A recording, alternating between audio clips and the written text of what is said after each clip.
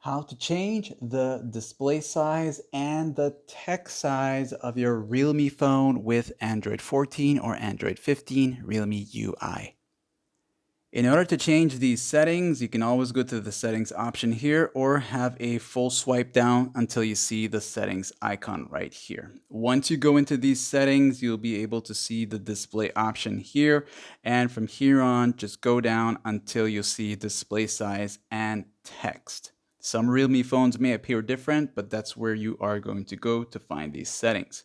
Once you're here now, you can change the font size by maximizing it to the max, and it's going to give you an idea of how big it is. And once you back out, it's going to save. You can also increase the display size, and depending on your phone model will also depend how much options you have and determine how much big it can actually get, as well as your display size. The physical size of your display will determine how much big of font and display you can get in terms of size. And of course, you got the bold text. If it's off, you'll notice your text will look like this here, but if it's on, your text will look like this. You also get the high contrast option here, and this is going to work great for those labels that have a background to have them shown a lot better with a outline. And like and sub.